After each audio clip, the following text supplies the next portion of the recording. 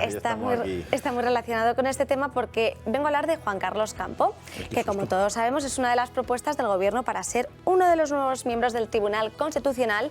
Fue exministro de Justicia y ahora es magistrado de la Audiencia Nacional y se encuentra en el punto de mira porque el promotor de la acción disciplinaria del Consejo General del Poder Judicial, Ricardo González Conde, ha iniciado una acción de diligencia informativa contra Juan Carlos Campo. ¿Pero por qué? Por su relación con la extradición a Francia este verano de 3 españoles que fueron acusados de distribuir a delincuentes teléfonos encriptados con el programa EncroChat. Pero para entender esto hay que contar lo que era este programa y la implicación del exministro de Justicia en este asunto. En el año 2020, Europol desmanteló EncroChat, que era una red telefónica encriptada ampliamente utilizada por miles de delincuentes y redes criminales. Las fuerzas de seguridad francesas, holandesas e inglesas trabajaron conjuntamente para descifrar el chat encriptado y detuvieron a más de 1.800 criminales y narcotraficantes. Esta operación dio acceso a Francia a 120 millones de mensajes y decenas de millones de registros de llamadas, fotos y notas que se compartieron con Europol y con Eurojust, que es la agencia de la Unión Europea para la cooperación judicial penal. Antes de seguir, hay que tener en cuenta que el representante de España de Eurojust es José de la Mata.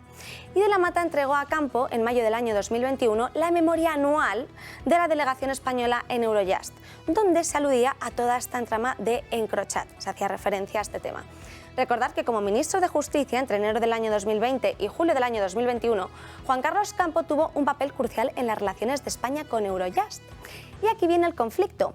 Cuando cesa como ministro de Justicia en verano de este año, del año 2021, y se incorpora a su plaza de magistrado en la Audiencia Nacional, y en ese momento los 3 españoles son detenidos por haber vendido esos móviles encriptados con este programa, el juez de la Audiencia Nacional, Santiago Pedraz, aprueba enviar a estos detenidos a Francia, que es donde se estaban llevando todas estas diligencias, en virtud de una orden europea de detención y entrega. Pero estos recurrieron los autos para no irse a Francia y estos recursos llegaron a la Sala de lo Penal, que los desestimó. ¿Y sabéis qué magistrado firmó uno de los autos por lo menos? Juan Carlos Campo. Entonces Campo lo que debería haberse hecho es abstenerse en vez de resolver esos recursos. ¿Por qué? Porque ha incurrido en 2 causas de abstención, incumpliendo el principio de imparcialidad. Por esto ha sido denunciado y esa denuncia es lo que le ha llevado ahora, con todo lo que estamos viviendo del Consejo General del Poder Judicial, a incoar una diligencia informativa contra Campo. Lo que piden con esa denuncia es que Juan Carlos Campo sea expulsado del órgano, de su carrera judicial, porque al haber incurrido en esas 2 abstenciones, incumpliendo ese principio de imparcialidad que deben incumplir todos los magistrados dentro de la Audiencia Nacional, estaríamos tratando una falta muy grave y estas podrían sancionarse con la suspensión, traslado forzoso o separación del órgano competente que esté en el cargo. Es algo que se desconoce, que se está llevando paralelamente con todas estas cuestiones y que yo creo que era importante resaltarlo en Crónicas porque la situación tiene tela, porque parece que se nos ha olvidado lo que era este EncroChat, que además también está en el punto de mira. El Parlamento Europeo ya hablaba este verano de la violación de secretos que había producido, porque aquí hay otro tema al que hay que mencionar, es que en Francia, por ejemplo, sí que era un delito vender esos sistemas software, ¿vale? Porque los sistemas al final lo que tienen era un cifrado encriptado para que los delincuentes pudieran hablar. Pero aquí en España no se considera que eso fuera ilegal. Entonces no se sabe muy bien por qué tuvimos que extraditar a estas 3 personas a Francia. Ahora tendrá que luego el Tribunal de Justicia de la Unión Europea determinar si esa trama, si Francia actuó con buena fe o no, si actuó en concepto de la ley de la Unión Europea. Y bueno, estaremos pendientes porque la verdad es que el tema, esa violación de lo que dicen es, vamos a ver, si al final vosotros os metisteis en esta red para descifrarla, estáis también pirateando esta red, entonces también estáis incumpliendo la ley. Entonces aquí habrá que ver lo que dicen las autoridades. Pero yo desconocía el tema porque creo que es importante matizar. Muy interesante. Muy interesante. Pero bueno, vamos a ver qué sale de ese asunto, ¿no?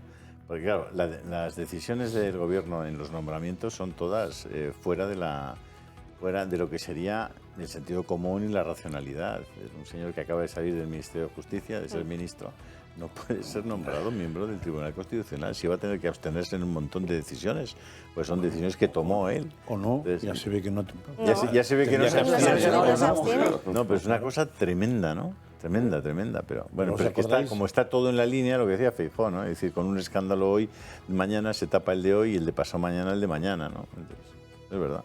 El argumento que está usando el PSOE para no echar para atrás la ley, la mal llamada ley del sí es sí, que es la ley Montero, o la pifia de ley Montero, es que el espíritu de la ley no es lo que se está aplicando. O sea, que valoran el espíritu. Cuando no les interesa, que es en el caso de la Constitución, no interesa el espíritu. Interesa la letra y además no todo, un trocito solo. Fíjate, yo en ese tema de la Constitución, a mí me parece verdaderamente asombroso que alguien prevea, en el caso de la Constitución, que es la ley de leyes, ¿no? De ella cuelgan todas las demás. Hay dos principios básicos, el de seguridad y el de legalidad. El principio de legalidad establece que las leyes de abajo tienen que estar en consonancia con las de arriba. Bien, algo tan elemental, ¿no? Entonces, yo me pregunto una cosa, no sé si lo habéis escuchado, pero yo no lo he escuchado. La Constitución establece que haya unas mayorías reforzadísimas para hacer determinados cambios. Por ejemplo, los cambios en el quórum necesario en el Consejo General del Poder Judicial o en las votaciones del Consejo General del Poder Judicial o en las votaciones del Tribunal Constitucional o para modificar una ley orgánica, etc. Siendo que la Constitución establece eso, ¿cómo es posible que la Constitución no establezca cuál es el criterio para poder cambiar eso? Y al mismo tiempo que hace eso, permita que llegues con un proyecto de ley o con un decreto ley y por mayoría absoluta, no por mayoría reforzada. Porque, ¿qué es la mayoría absoluta en el Congreso? Pues la mayoría absoluta es la mitad de los diputados más uno. 176, eso es mayoría absoluta. ¿Qué es mayoría simple en el Congreso de los Diputados? Si van todos, la mitad más uno.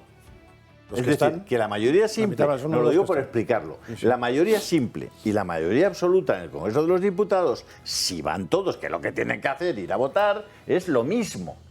En cambio, la mayoría reforzada no es la mitad más uno, es 3/5 partes. No el 50 y 50, no, es 3/5 partes del Congreso, ¿vale? Si ese refuerzo de la mayoría está previsto en la Constitución, ¿cómo es posible que se pueda modificar eso sin que haya que utilizar un refuerzo para modificarlo?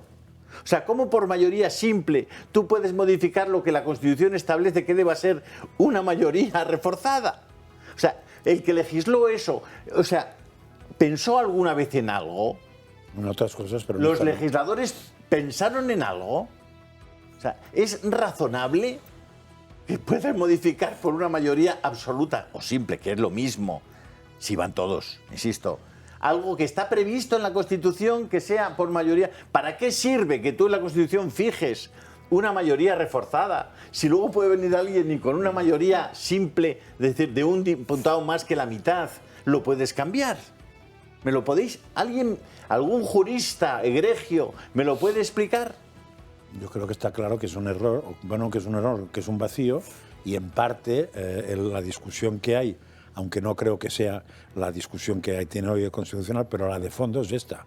Es cómo pueden modificar dos mayorías, Pues porque alguien legisló y no pensó. Se olvidó de eso. Sí, no, sí. Es que estamos siempre igual. Sí. O sea, que es que si no legislas pensando en las cosas que pueden ocurrir alrededor de lo que legislas, pasan estas cosas. No, hay que pensar que alguien... Entonces tenemos una Constitución que permite ser modificada siendo una ley de leyes que solamente tiene vigencia porque hay una mayoría social que la ha votado directamente y tú vienes con una mayoría simple en el Congreso y te cargas la Constitución. Entonces estamos hablando todo el día de, oye, si hay que reformar la Constitución, si alguien quiere, que hacen falta unas mayorías súper cualificadas para reformar la Constitución, como no puede ser de otra manera, y ver esto que estamos reformando todos los días simplemente con un 51% de los diputados. ¿Pero qué es esto? Bueno, hay gente que sí está pensando en lo que va a ocurrir con lo que está legislando, ¿eh? Porque sí. Aquí estamos eliminando el delito de sedición. Claro, ¿qué va a pasar? Los CDR luego declararán la independencia, no habrá ningún tipo de movilización y entonces no puedes decir que hay desórdenes públicos, no se les puede atacar. Y por otro lado, si has eliminado el delito de sedición, tampoco les puedes atacar por ahí por el delito de sedición. Y entonces tenemos un verdadero problema. O sea que hay algunos que sí que están pensando cómo legislar viendo lo que va a ocurrir. Los otros. Los otros, efectivamente.